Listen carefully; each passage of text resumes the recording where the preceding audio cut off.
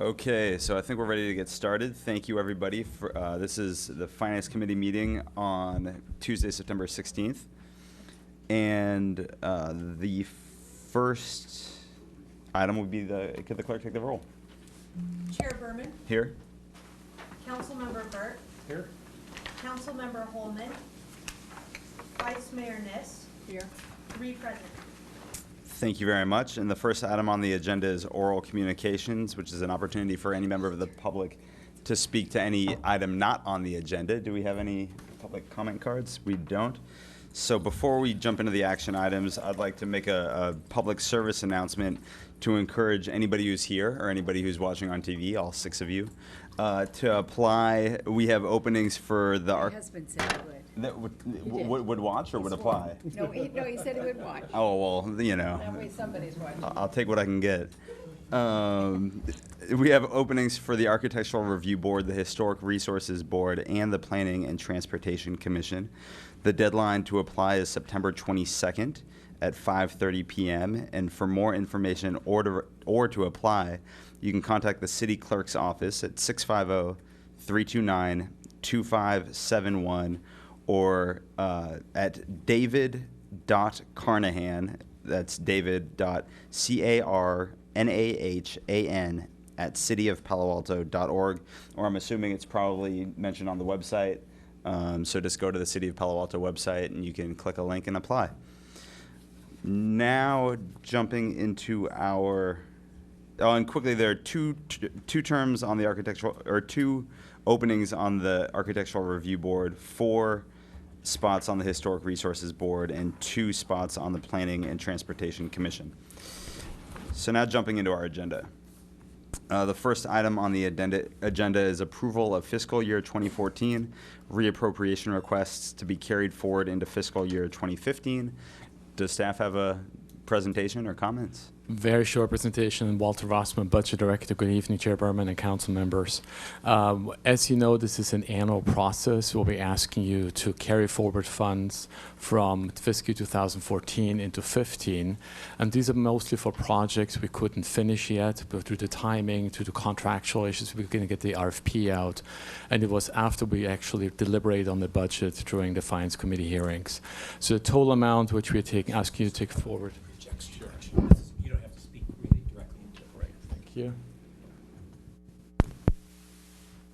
Thank you.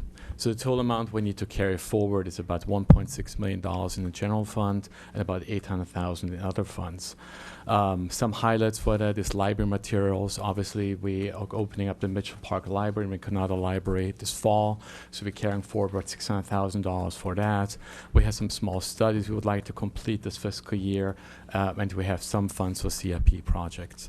So we have staff here today to respond to specific questions which you may have regarding its reappropriation requests. As the last item, I do want to say this is a 2-step process still for this fiscal year. Last month, the Finance Committee approved a change in the municipal code, which allows us to do this once. But this year is the last time we will do it in 2 steps, pending council approval next week. Great, thank you very much. And so I'll kick it open to colleagues. Did we get any speaker cards on this item? No. So now I'll kick it open to colleagues to see if anybody has any questions or comments. There was only one, if I may. It was only on the second page where you have people strategy and operations, sometimes known as.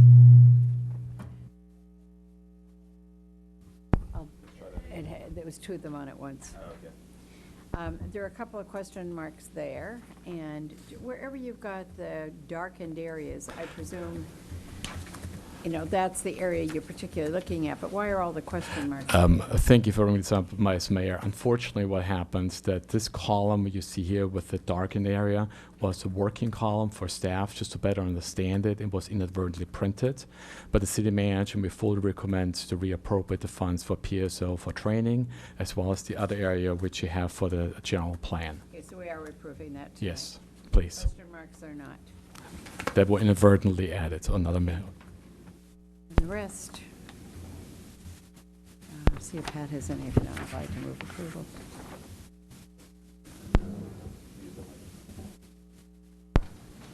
Shall I go ahead? Yeah. So the one that stood out to me is the reallocation on the business registry. And I don't know if there's any staff here who can give us the update on the status of this. I was seeing here that it says staff was not able to work on this project due to other competing priorities, and the funding became available late in the fiscal year.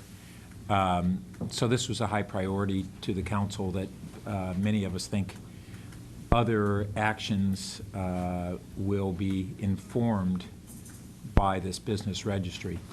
I thought that the holdups were somehow related to determining the appropriate questions and what we could do how, but not either the competing priorities or funding availability timeline. So I wanted to get a better understanding of where we are in that, if there's staff here who can answer that. Actually, I should speak to this. The business registry certificate program will come to the council next week. What happened here was mainly a timing of the dollars still being in fiscal year 14. In the last 3-4 months, staff has diligently worked on this project. ASD staff has been engaged in trying to figure out how to improve the procurement, if necessary, the contracting, as well as dedicating the funding forward towards that. So this was perhaps a little bit could have been better phrased. So it's definitely that staff has been working on it. You will see the CMR coming to you with the packet on Thursday.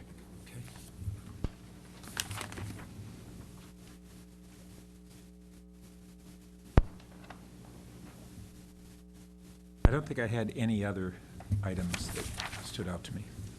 Well, that was a good catch on the business registry. I didn't have any items. So with that, I guess do we need a motion to preliminarily approve? So moved. Would you like to speak to your motion? No, thank you, sir. Nope.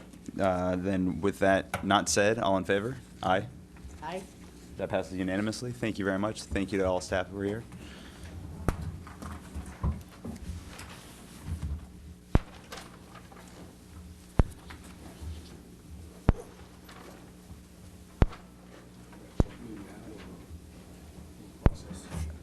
Come join us. Yeah, come on up. So with that, we'll move on to action item number 2, which is Utilities Advisory Recommendation, that the Finance Committee recommend that the City Council approve design guidelines for the 2014 water utility drought rate cost of service study. And does staff, I know staff has a presentation.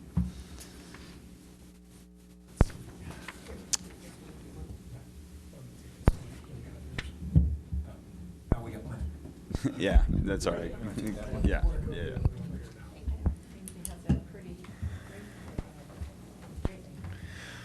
Thank you, Councilmember Berman. Good evening, Finance Committee members. My name is Jonathan Aubenshine, and I'm a Senior Resource Planner with the Utilities Resource Management Division. I'm here to talk to you tonight about our proposal for some guidelines to help us design a set of drought rates. This is a fairly complex proposal we brought you, and I apologize in advance. I have a fairly long presentation, but I'll try and move through it as quickly as I can.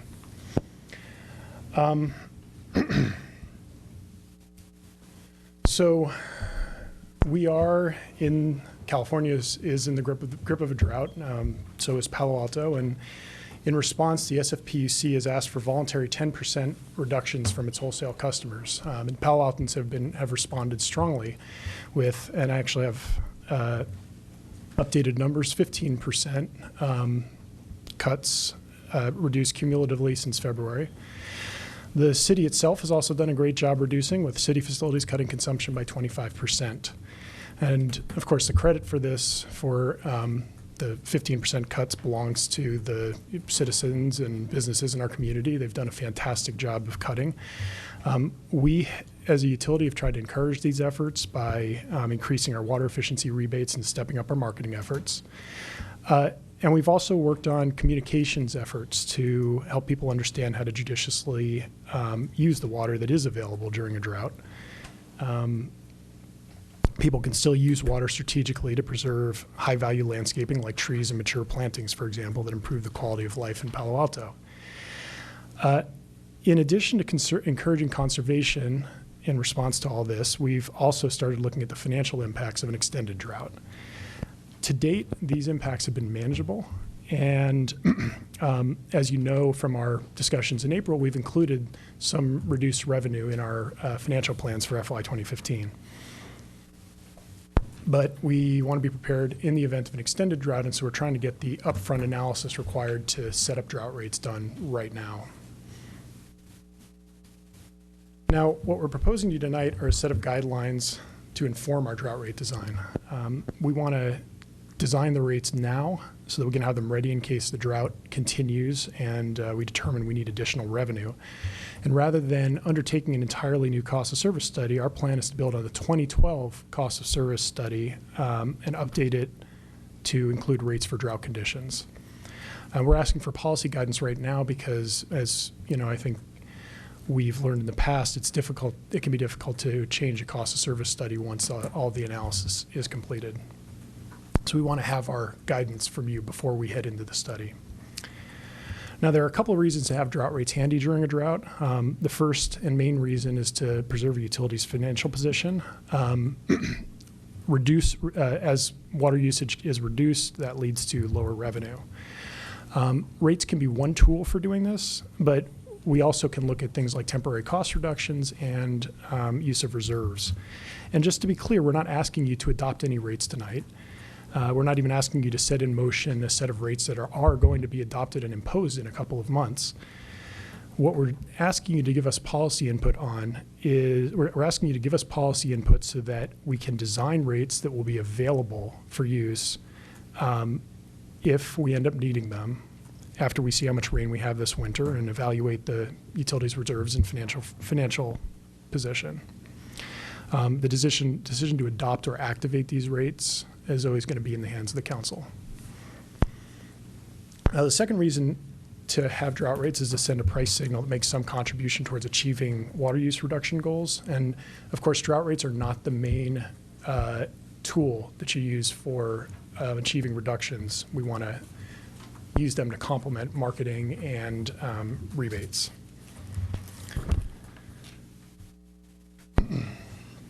So the way drought rates work, they modify or replace normal rates. They can be a separate set of rates that are only used during a drought, or they can be a surcharge on normal year rates. The ideal time to activate them is when the City Council declares a stage 2 or higher drought emergency, which would be in response to mandatory water use reductions imposed by the city's water supplier, the San Francisco Public Utilities Commission. And then the rates would be deactivated when the restrictions are removed. Let's see here.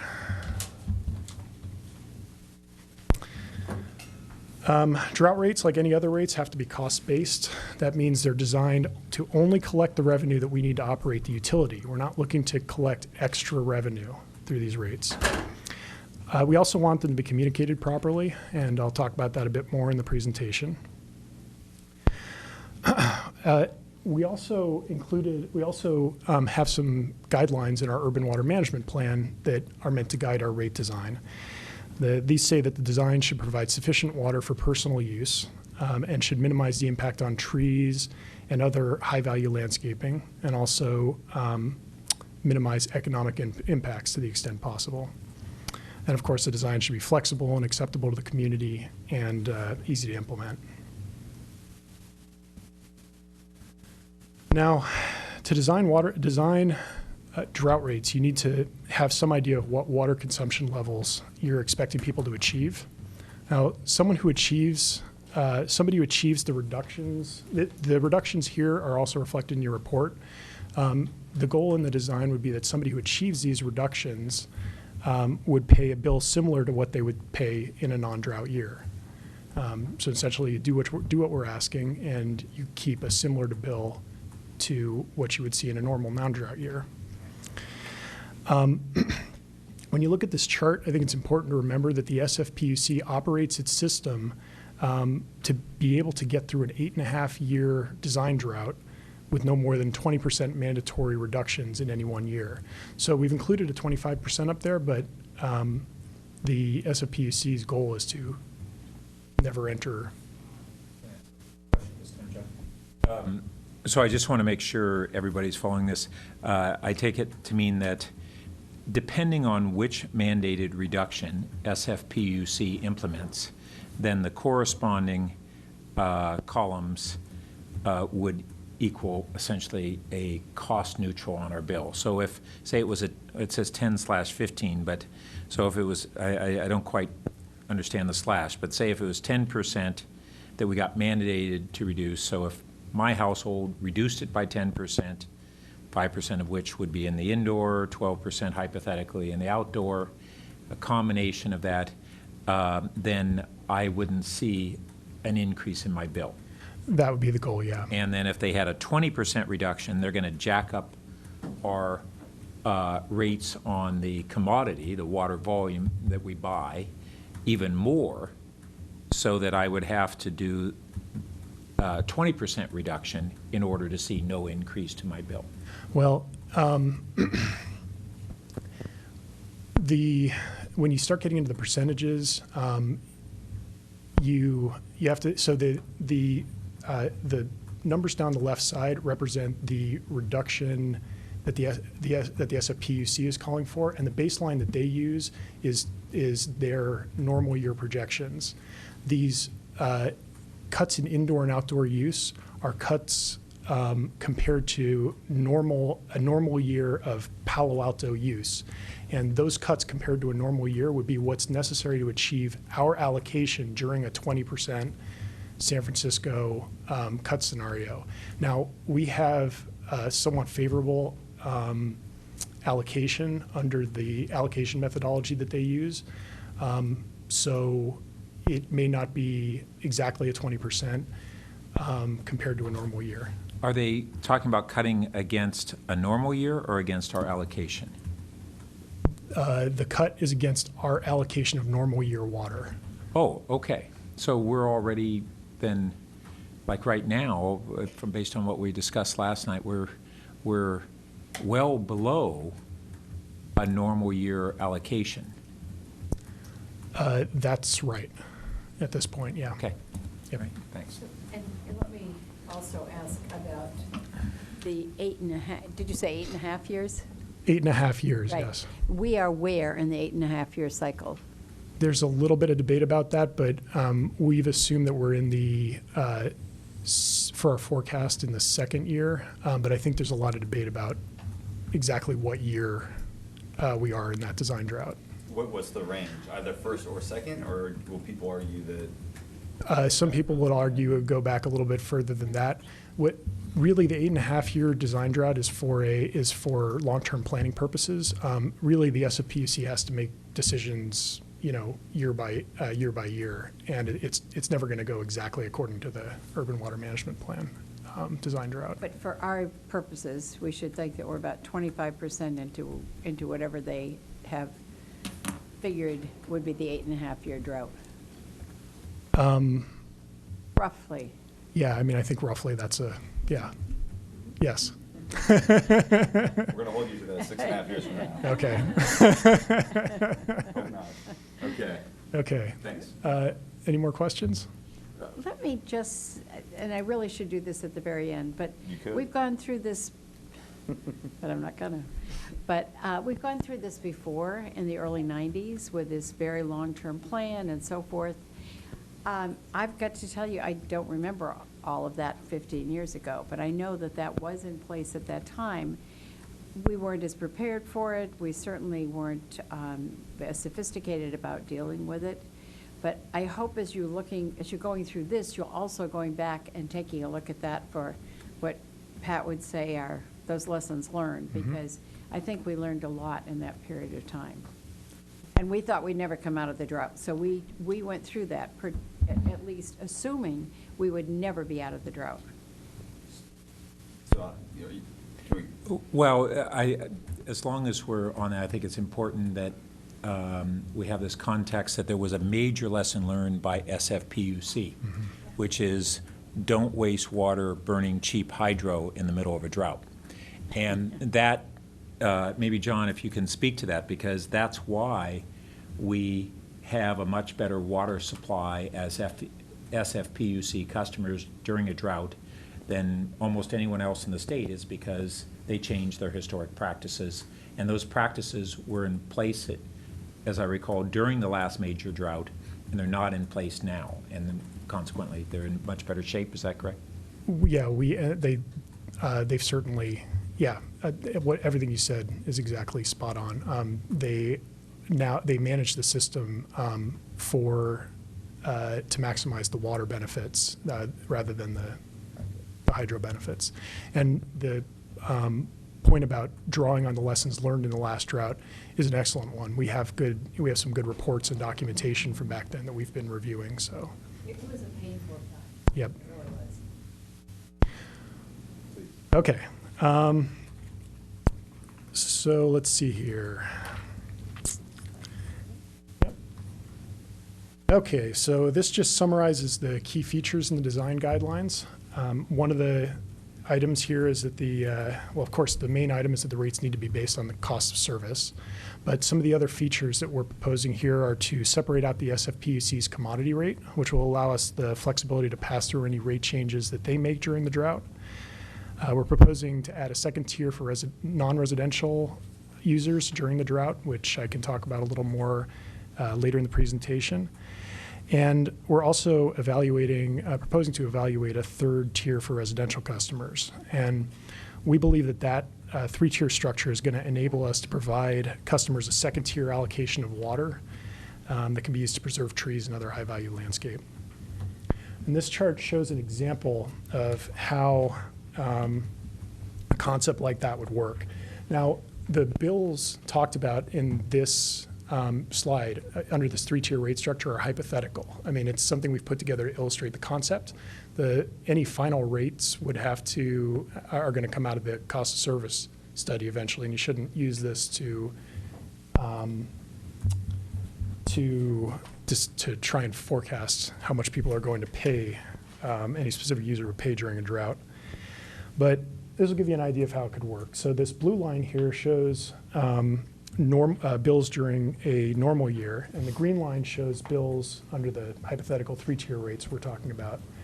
And each point on the line corresponds to a bill amount and a consumption amount, which, you read the bill amount off the bottom and the consumption amount off the left. So, for example, if you look at, it looks like I don't actually have a pointer here. Oh, look at that, there we go. Okay. Yeah, it turns in. There we go. Will the mouse do it? There we go. All right. So if you look here. So low tech. I know. No, this is great.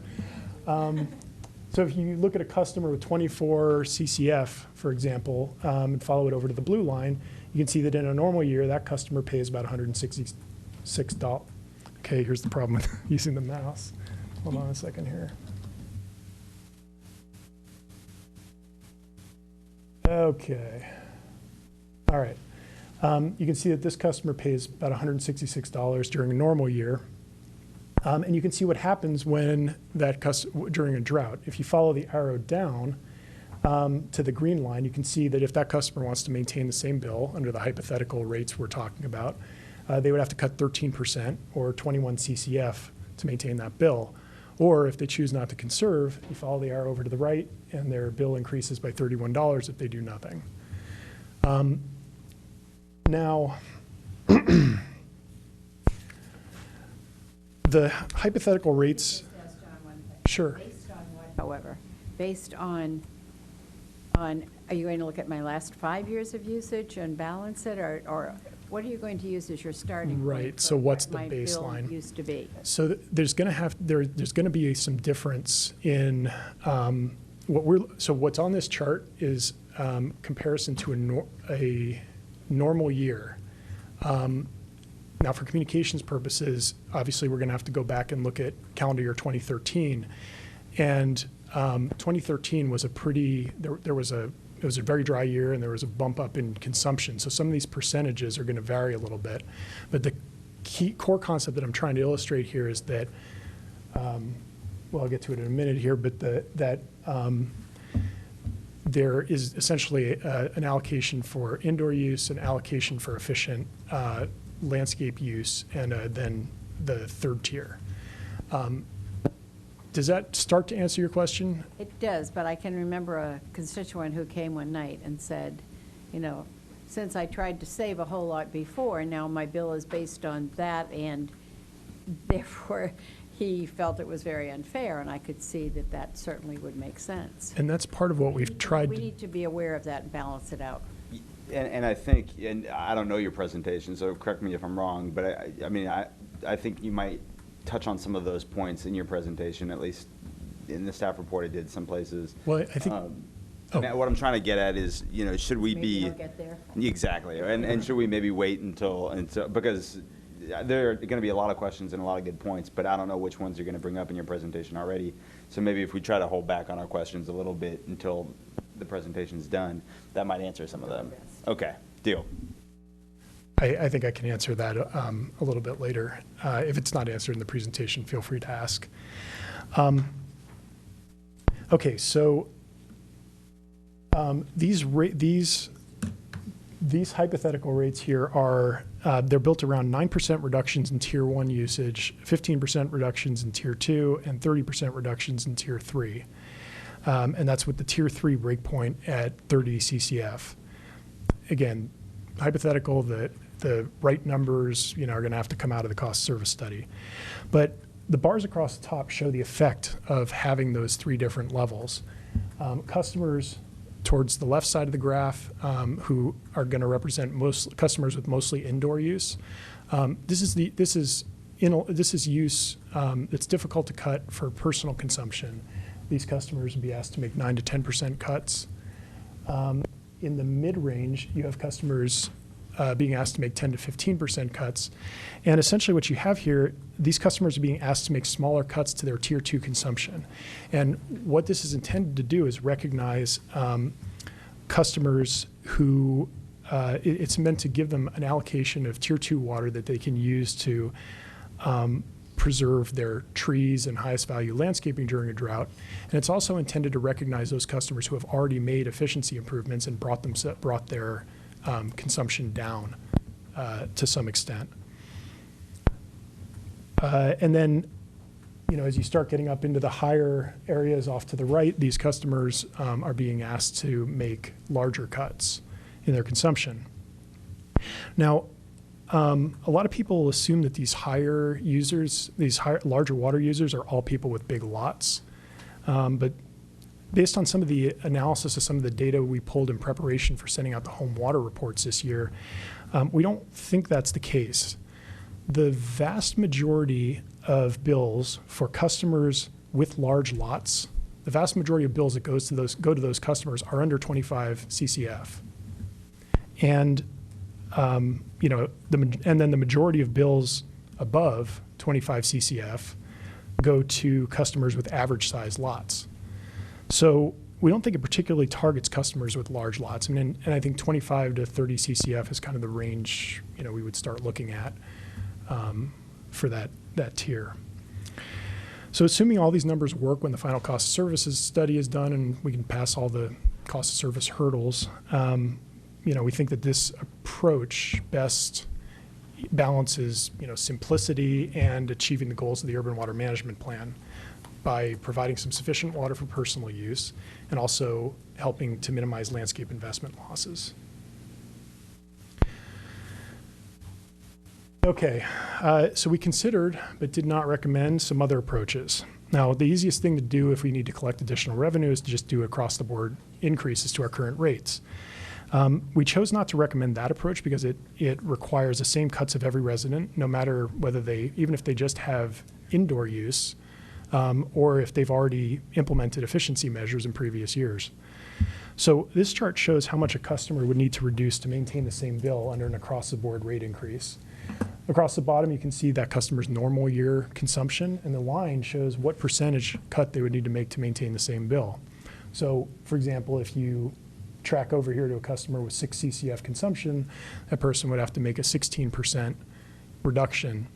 And you can see that the low users sometimes end up having to make as large or larger cuts than to consumption as the high users.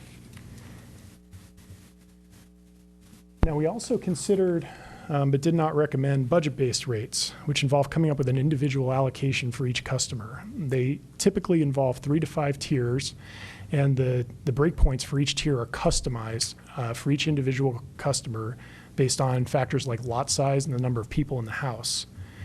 And essentially what this does is it creates a custom tailored benchmark of efficient water use for each customer. And it can be quite effective in encouraging conservation and also in allocating scarce water supplies among different customers. There are a small percentage of water agencies, mainly in Southern California, that have chosen to implement them. And the rates the implementation of these rates can be very complex, though. There's a lot of careful design work that has to be done. A lot of data has to be gathered and cleaned. New billing configurations have to be built into the billing system, and you have to put in new business processes to deal with people who want to inevitably change their allocations. And you can imagine it also involves a lot of communication with customers to get them used to the new concept. And as you can imagine, implementing those types of rates involves it's a long lead time and involves a lot of extra cost. So this is an overview of the feedback that we've heard from a few agencies about their implementation, who have budget-based rates, about their implementation costs, lead times, and then the customer service impacts. Some of the rate designs that these folks implemented were pretty simple. They just took into account lot size. Others did detailed landscape studies of every single customer, took into account pools, presence of large animals like horses. You get very detailed. Just a study to implement even a simple budget-based rate solution can cost hundreds of thousands of dollars, and the lead time is at least a year. It's not something that we could really implement in time for next summer's irrigation season. And we think that, any consideration of it would require a lot of analysis and policy discussion to decide whether the costs outweigh the additional, or the benefits outweigh the costs and additional administrative complexity. Okay, so that's the residential design, and that's what was our thought process on that front. And I gave you a lot of background on it because that was the main topic of discussion at the Utilities Advisory Commission meeting. But let me just give you a quick overview of our non-residential rate design. Our current commercial rates don't distinguish between indoor and outdoor consumption. They only have a single rate. And we're proposing to add a second tier to the commercial rates. And the reason for doing this is to reduce the economic impact because under this 2-tier system, you can ask for lower reductions on indoor use, which is going to represent business use for most facilities. And essentially what that does is reduce the impact on businesses that don't have a lot of landscaping, such as businesses in neighborhood retail centers. The breakpoint between the first tier and second tier would be based on each customer's each commercial customer's winter water consumption, which is a commonly used proxy for indoor water consumption. The design shouldn't be too hard to implement in the billing system since we already use winter consumption for calculating sewer rates. These rates would take a little bit more administration during a drought, but we think it should be manageable. I said I'd talk about communication strategy. If we end up deciding that the city ends up deciding we need additional revenue and we decide to put drought rates into effect, it's going to be important for people to understand why they're going into effect and what we're asking of them. We want them to understand that the rates are not intended to penalize them and that they're only there so we can recover our fixed operating costs. We want them to understand what cuts they're being asked to make and that we won't be asking them to pay more than we would ask them to pay in a non-drought year. They also need to know that the rates take into account apartment dwellers and people who have already taken measures to make their usage efficient. And single-family homeowners need to understand that the cuts we're asking them to make don't involve, letting elimination of all their landscaping, that there is still water-preserved trees and other mature plantings, even while making cutbacks in other types of landscape water. And we have some good partners in the community who get those types of messages out, and we're coordinating with them. So. On this last slide, I just wanted to explain the process we're planning to follow for the study. After we get feedback from the Finance Committee, we would like to take that feedback and give it to our consultant to do the rate study. We have a UAC subcommittee that we can talk with as the study progresses. Now, our hope, and this is an ambitious timeline, is to return in December with draft rate schedules for preliminary approval. We wouldn't begin adoption unless the drought continues and it looks like we're going to need additional revenue. If that, and we couldn't preserve our financial position through cost cutting and use of reserves. At that point, we'd send out the Prop 218 notice and then take the rates for adoption by council. We don't want to send the Prop 218 notice out discussing drought rates unless we're ready to actually put them into effect. However, if the drought ends this winter, it starts raining, we don't want to lose the work that we've done, so we would include the drought rates in the next Prop 218 notice that we send out for a normal rate increase. And then we would have them available for future droughts. We would be prepped. It's something that other more drought-affected cities have recommended. Cities like Roseville have these sorts of surcharges available for their use at all times. So we think we can meet this timeline with a simple approach we've outlined. If we have to evaluate more complex rate approaches, it may take, the schedule would likely slip. Here's the motion that we recommend, and that's everything I have. So thanks for bearing with me. Thank you, John, for the very thorough presentation on a complicated matter. So I have one speaker card. I think I'm going to go out to the public speaker and then come back to the chair of the Utilities Advisory Commission. Our public speaker is Herb Borak. Herb, you all have 3 minutes. Thank you, Chair Berman, and good evening, committee. First on process, I believe that council committees, boards, and commissions are advisory to the council, not advisory to staff. And so in the timeline, these should be directions to staff from council. And therefore, you're not giving advice to the staff. You should be making a recommendation to council. That's the same for the Prop 218 notice when you have one. Last year, staff timed the notice so that staff sent it out after the Finance Committee meeting and never came to the council to have the council make that policy decision as to what the 218 notice should be.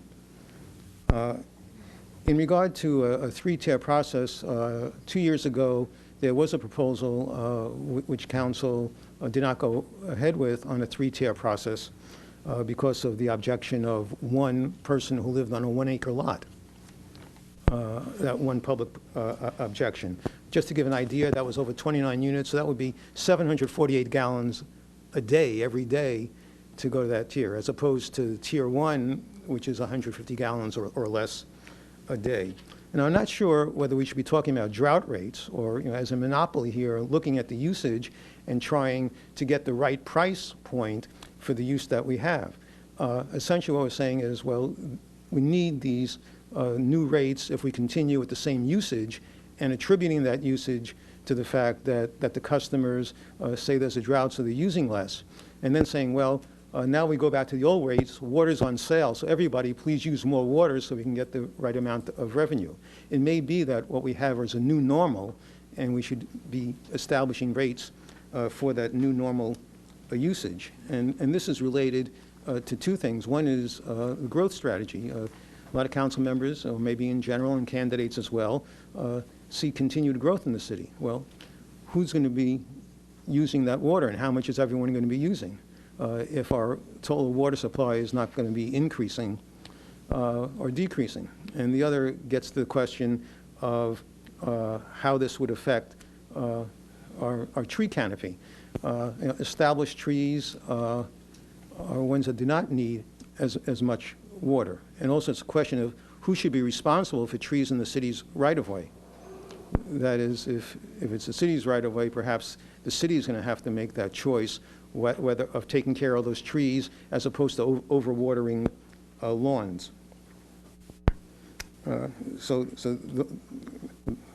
Those are my concerns, and I guess the way I would start would be to take as an example that proposal for a three-tiered rate that we had a couple of years ago, perhaps, start increasing it the way it was increased last year at 6%, and then figure out a rate structure that way. Thank you.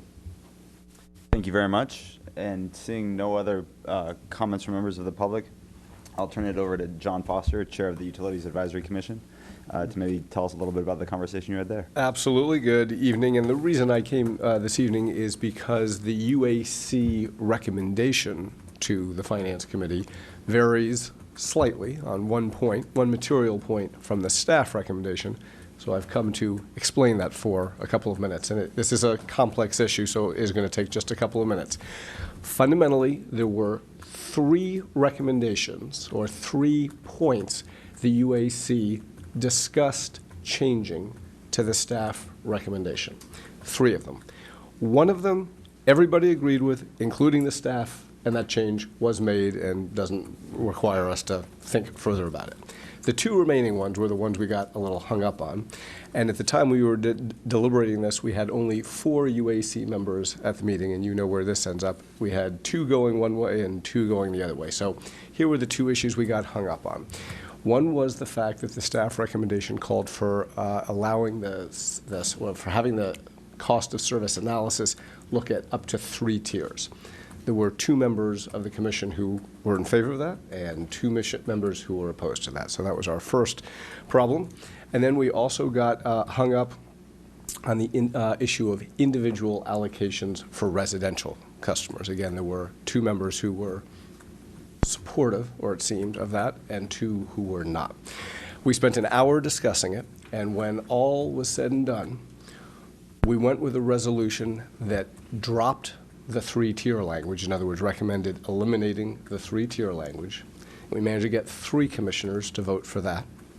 And we did not recommend the individual allocation for residential customers. Again, we got 3 commissioners to vote for that. So our final vote was 3-1 in favor of the language you see in the staff recommendation, but minus the part about 3 tiers. And that, in a nutshell, is what we said. If Director Fong or John, if I've forgotten anything critical, you can fill it in, but that was my recollection on the key points.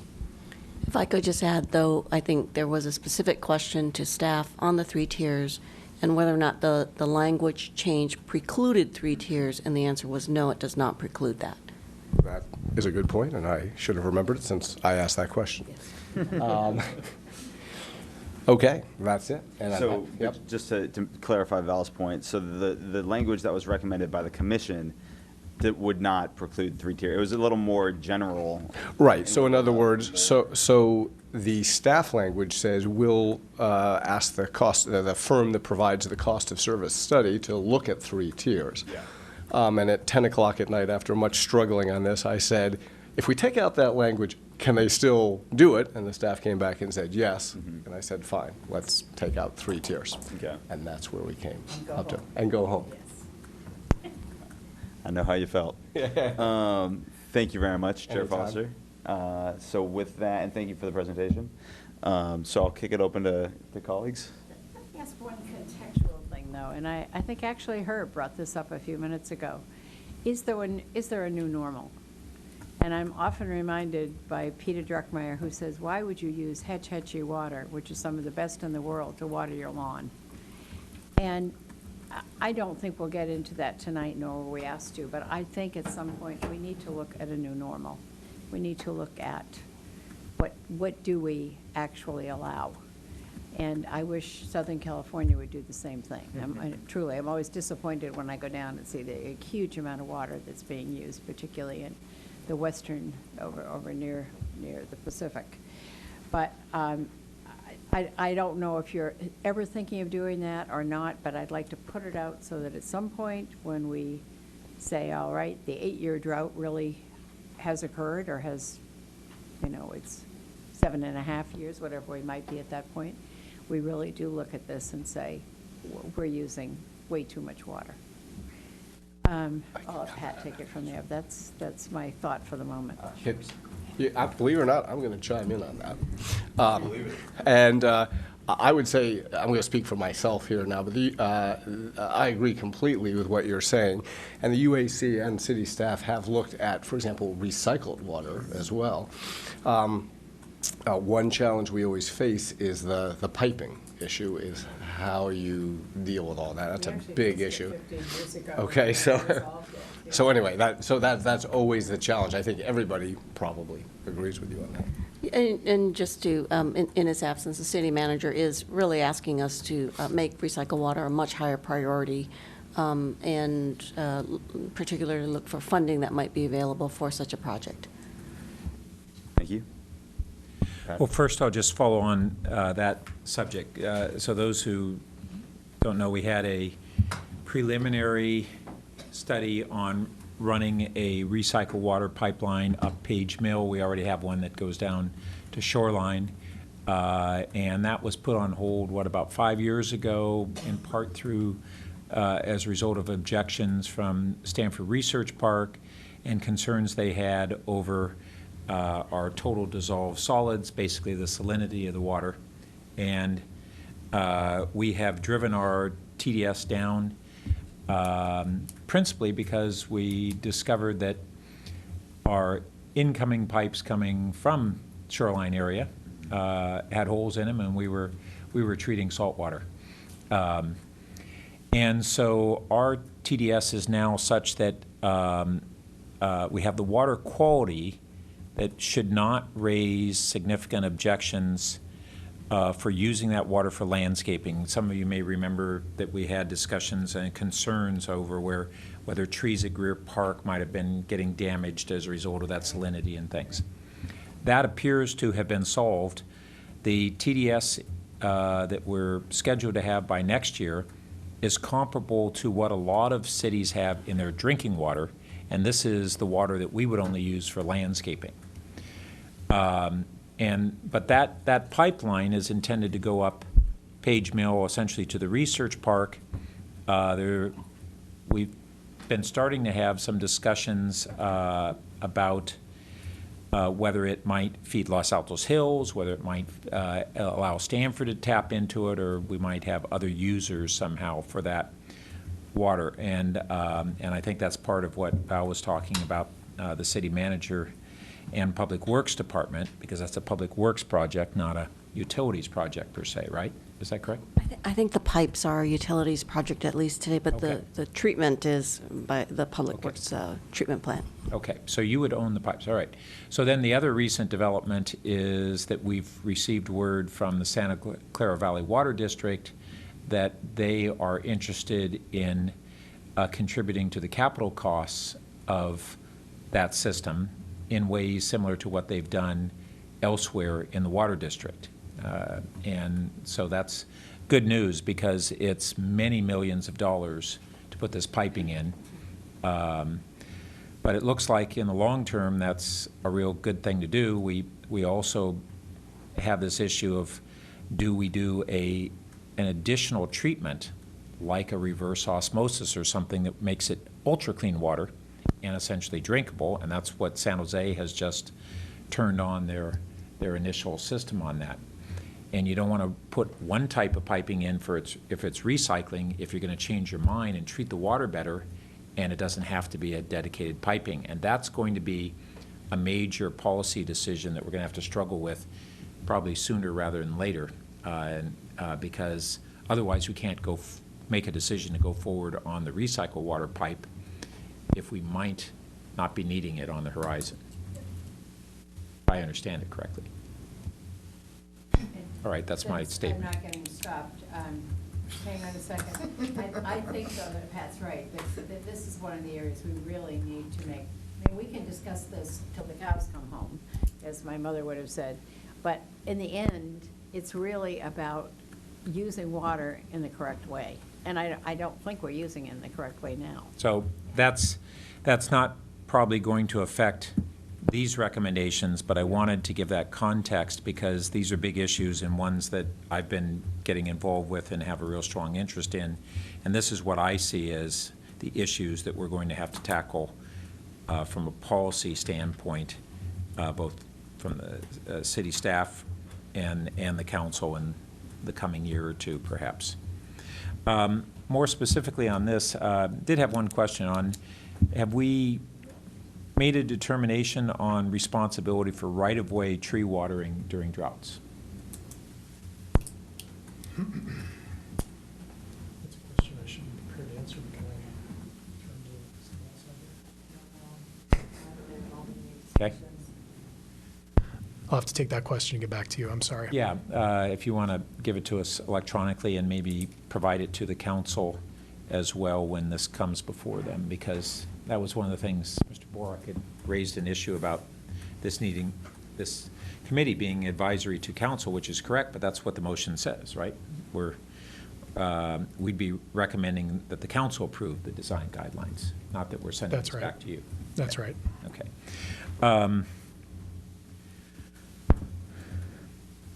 What about indoor reduction opportunities? John, you spoke about using winter as the baseline, and I hear often that, we put the primary focus on our outdoor landscaping as our primary reduction opportunity, but have we looked at what reductions there might be with best practices and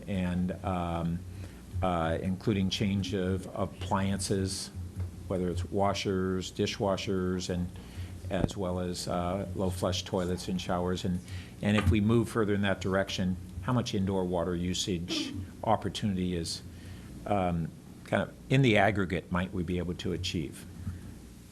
I think we have quite a few programs in that area. I'm going to let Catherine Elvert, our communications manager, talk to that. She's been heavily involved in water efficiency in her past work. So it would be difficult to be able to determine a % reduction for indoor water use versus outdoor water use without some further analysis. But we did discuss at the city council meeting last night, actually, how our population has increased on the order of about 14%, right? And we've reduced our water use overall roughly on the order of 4 to 6%. No. Citywide? Closer to 35%. Oh, 35%, I'm sorry. So I think we've made some significant reductions. We do offer a variety of efficiency programs for indoor water use, including rebates, free surveys, et cetera. We are also offering the same programs to our commercial customers as well as our residential customers. And we could look at the total citywide aggregate water use for indoor consumption versus outdoor water consumption and come back to you with some further analysis for what our potential may be. Probably greater potential in the residential sector versus the commercial sector. Yes, I would be interested in that.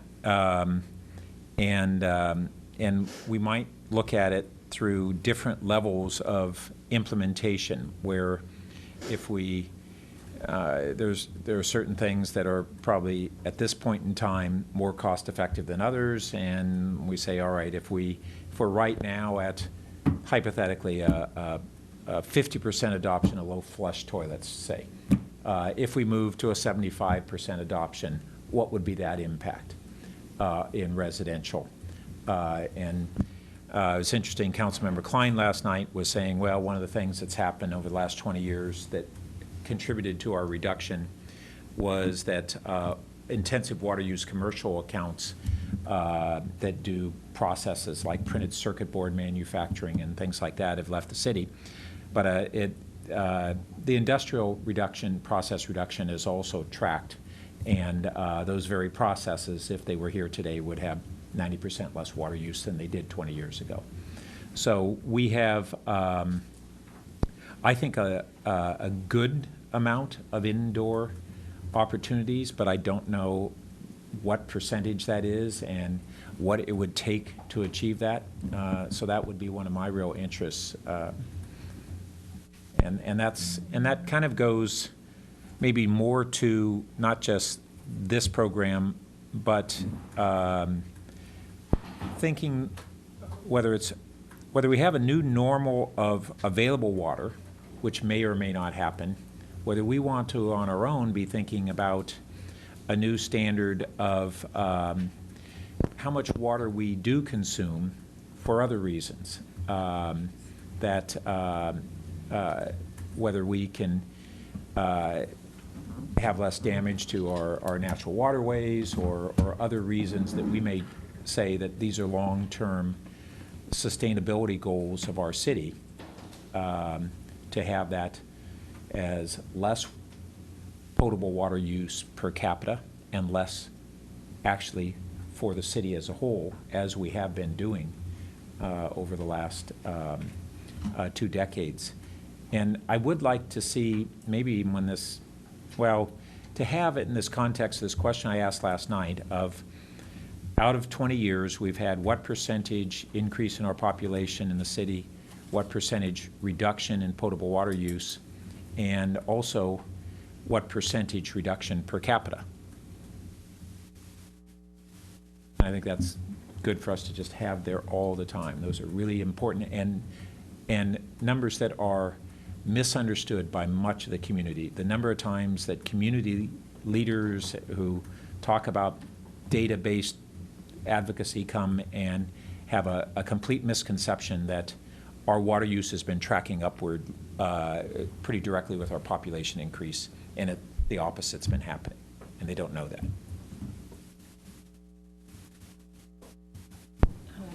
Assistant Director Jane Ratchey.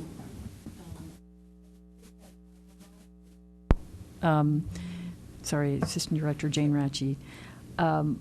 The 2015 Urban Water Management Plan is coming up, and many of these questions and the analysis will be performed in that, including the per capita part, because that's part of that 20% by 2020. That's based on per capita, that state law requirement. And so all that look of how deep can we go and what the conservation programs will be there. To bring up, we have related things like gray water and other building code related changes. That the best place to. It really is the best place. It should be all those potential water sources we discussed there. And I just want to say that I am glad that you're putting this in the context of the bill. As you know, every time we get one of these utility or even other enterprise fund rate increases, and whether it's people recycling their garbage or whatever, they say, gee, why are you penalizing me for conserving? And we're not, but it's a little bit, it's intuitive for them to think that we are, and we really have to be able to explain it to them.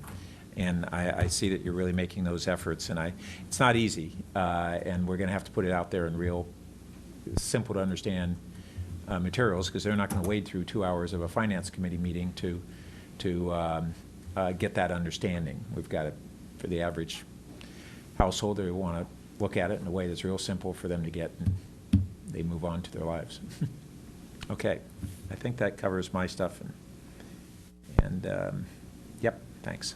Great, thank you very much. And following up on that, I mean, that is a really important point to make, that it's going to take some explaining to residents to understand is that, and I noticed I didn't get through all of the minutes from the UAC meeting, but started to, and I think, John, you mentioned that there's a law that says that we can only account for 30% of fixed costs through fixed fees. Is that right? It's not so much a law, but we're part of a Best management. Okay. It's a best management practice from the California Urban Water Conservation Council, which we are a signatory to that council. And so because of that, then as the fixed costs don't change, and as the variable fees or amounts of money that we get in change, or the variable water usage changes, the costs, those fixed costs, that 70% fixed costs, we still have to account for and through the increased rates. And so that kind of, in a very inarticulate way, explains to residents why they're going to be charged the same for using less water. Yes. I was hoping you'd phrase that better, but we'll stick with that for now. So basically, all costs are fixed. What's that? All costs are fixed. Yeah. And we have to recover them through part volumetric and part fixed cost rates, and we try to balance so that we give both a conservation signal and still recover all of our costs, which are all fixed, basically. Great. Thank you for doing that more eloquently. And so then just going to one of the slides that I think kind of best explains slide 8. Best explains your strategy. I mean, your strategy is, there's a belief, and Councilmember Burt brought up great, data points that we could dig into to see other things that we could do. But there's a belief that, that first portion of water that you use that tends to be for inside the house water usage, there isn't a ton of opportunity there to cut usage. And so for that area, we're not going to increase rates very much. That next area, which is a moderate amount, that's more used for outdoor use, there's more opportunity to cut through certain measures that you can take. And therefore, we raise the cost increases a little more there. And then, if you get beyond that, you're probably not using water nearly as efficiently as you could be, and therefore the rates are even higher. And I thought your point was really interesting about how unscientific study, but looking at the water usage of parcels in Palo Alto and how those who use the most water, there isn't a direct correlation between those who use the most water and the size of the plots of land, but that often the case is that those who use the most water are just using too much water, and probably need to take better practices to conserve, or should be paying more. So tell me if I got any of that wrong, but that seems to make a lot of sense in terms of a strategy for implementation of a 3-tier approach. That's what very well summarized. Thank you. So with that, Can I ask one follow-up question? please, and then we'll do another round. Val, when you just said all our costs are fixed, maybe I was misunderstanding. I thought that our rates were set by SFPUC for the commodity. Yeah, I probably did an oversimplification, but even for the SFPUC, their costs are all fixed. I mean, the water falls from the sky. Their costs are fixed. Correct. But ours aren't. You're correct. That is, Okay, I good. All right. oversimplified. That's- You are correct. I'd like to just expand on that a little bit. In fact, they really are fixed. We either pay them now or pay them later, and they really are fixed. Since San Francisco's costs are fixed, if people use a lower amount, we're going to pay those costs to San Francisco one way or another. Well, let me offer a scenario. If we don't have any reduction and they increase our rates, what we'll pay as a city goes up. If they increase the rates and we have this proportionate across-the-board reduction of, say, the 13% based on the 10 to 15% rate increase, then our commodity rates stay the same. If we dropped our consumption by 25%, we would have actually, as a city, less commodity cost. They would have the same cost, and they have to figure out how to do that. But if Fremont only reduces by 5% and we reduce by 25%, our commodity costs are not fixed. They go down, right? Right. It Okay. does, it totally relates to how much we save relative to everyone else. That's right. But if we all save the same amount, it's just. But that's for us. different from our Yeah. costs being fixed, because I agree theirs are, but how they allocate it is based on consumption.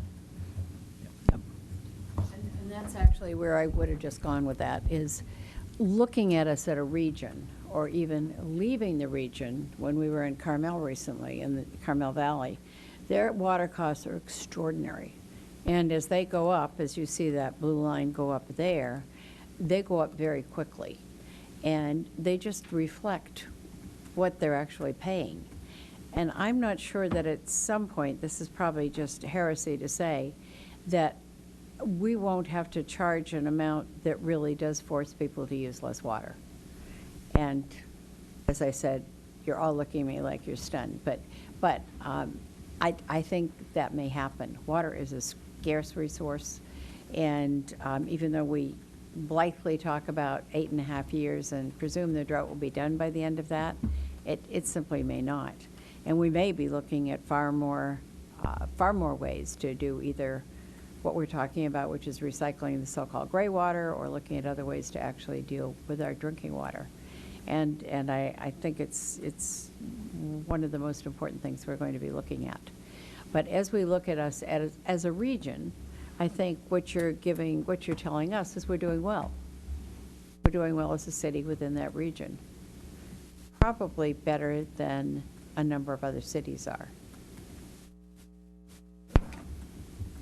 I can tell you over the last 10 years, we've definitely, our residents have decreased consumption by more than other San Francisco or the other Bay Area cities. And so at some point, they look and say, you know, we've really given it the office, we've cut way back, and yet you're continuing to charge us these rates. And while I certainly understand where we're headed, I don't have a problem with it, I do know that we're going to have people at the mic that are going to be saying, you know, this is really more than I should be paying. I've conserved and conserved, and my bill is still this high. We are very aware of that, and I think when we look at this upcoming cost of service study, we are going to be looking hard at not at the users who use the least, not at impacting them hopefully the least, because they really have done a lot to reduce their water consumption. So perhaps maybe one of the best things we can do through all this is PR of some kind, and you know, and certainly, you know, your staff has been great. We're talking about how we can actually get to that at our house. So I think it has to become rather personal, and at some point you are going to have to decide what you do with your landscaping, and we value our landscaping greatly here, and the trees. And Pat's question about who's going to take care of the trees in the right-of-way, that's a huge question. Are you going to use your water to go out and take care of the trees or not? That's a major issue. So some of that is simply trying to guess what's going to happen in the future, and some concern about what I know will be some feedback from the community. Ben. Thank you. And Councilmember Byrd, I think you have some follow-up comments or questions? Yeah.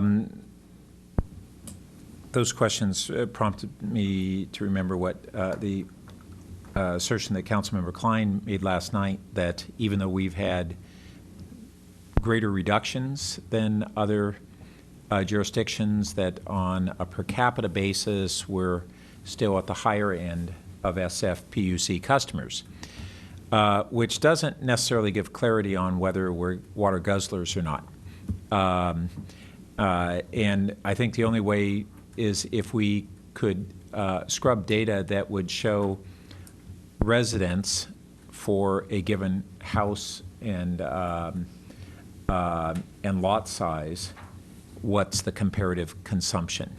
Because, for instance, I don't know whether what Councilmember Klein was referring to was looking at total water versus nighttime population, when we know that we have a much higher daytime population than other jurisdictions, and whether, you know, he did raise the example of San Francisco, which has very little outdoor watering. So I would be interested maybe in this upcoming master plan meeting, so that we begin to get a context of what's our true baseline comparison of how we stand versus other cities in the region. That number, the per capita, it's residential usage only, not the whole amount, not the whole water usage. So residential usage divided by the, as you say, the nighttime population, we are very high there too. I think there's only maybe 4 other cities higher than us. But John had looked in this a little bit last year and saw that we have higher than average lot size too. So there are some explanations for some of it. We also have warmer weather than some of the, and drier than some like Pacifica and Daly City and things like that. And so there are some explanations, and it's hard to tease out all the factors, but we can do some job of that. Yeah, so it won't, there'll be a bunch of factors. I don't think it'll give us much answers if we basically have ways that we say, well, there's so many factors that we really can't make a comparison, as opposed to trying to pick some places where we get valid comparisons. You know, we have Menlo Park and Redwood City and Mountain View, essentially. Those are good comparisons. And look at lot size differences and house size differences and see if we can flesh that out a little bit. It won't be perfect, but it will give us better reference point than we have right now. And I had just one thing I wanted to follow up on. John, I apologize. I think you mentioned, and I think it's somewhere in the staff report, but what percentage has the city cut its usage of water in the past year? So 25%. 25%. Last year? Oh, since February. Or since Cumulative savings over 2013 since February. Oh, city operations. City, yeah. So that's city operations. We've cut 25%, and I think that's worth noting. I mean, and one question that I'll have is how. But you know, you read a lot of comments, and listen, we're not perfect, right? We're going to make mistakes. The city's going to make mistakes. There are going to be times where something happens that the city shouldn't have done, and the city used water in a way it shouldn't have. But I think it's important to note that the city operations has cut water usage by 25%, is a pretty big feat. And you know, so we're holding ourselves to a higher standard than as a city for city operations, as we're asking our residents to do, kind of, you know, walking the walk as well as talking the talk. So I think that's important to note. And I don't know if you want to touch upon some of the highlights of how we've reduced water usage by 25%, or if that's too complicated, you can skip it. Well, I mean, you can see different types of plantings going up in different places around the city. I know we've increased the use of recycled water at the golf course. These are just 2 examples of the sorts of efforts our facilities group are making. Great. Any other questions or comments? Sure, if you want to make one. I would move the staff recommendation, which isn't in front of me anymore, but here it is, that we recommend the City Council approve design guidelines for the 2014 Water Utility Drought Rate Cost of Service Study. Second. Would you like to speak to your motion? No, thank you. I think we spoke. Me neither. Any comments? No. All in favor? Aye. All opposed? That passes unanimously. Thank you very much to staff for the work and the good presentation. All that data. Yeah, and this is, you know, this is a smart thing to get ahead of it now, so that when we want to implement it, we've done what we need to do to be able to do that. Take some foresight that I think is very prudent. Thanks. With that, future meetings and agendas. Lalo? Thank you, Chair. We have the following meeting, October 7th. It's a follow-up from your request as a committee of staff to come back and provide you a status on the inventory audit. So we're going to bring that. That's the sole item we have for that evening at this point. October 7th? October 7th. Okay. October 21st, we do not have any items at the moment for that meeting. And the 4th of November has been canceled since it's an election night. Indeed. We then have what I hope to bring you, which is good news on our year-end financials. We are in the 2nd week of our financial audit by the external auditors, and so we'll finalize that and then bring you the results hopefully by the November 18th meeting, which will be all funds and including the CIP. And at that point, we're also going to have the gas cap, use of gas cap and trade compliance revenue update from utilities. Following that, we'll have the December 2nd meeting, which will be the first quarter financial results, and then the community solar program. And in addition, we're striving to bring you the long-range financial forecast as your last item to close out the calendar year. Go out with a bang. All right. And if you could just let me know if any of you cannot make any of those meetings, then we can plan accordingly the calendar. Perfect. Thank you very much, Lalo. And if there aren't any other comments from colleagues, we're adjourned. Thank you.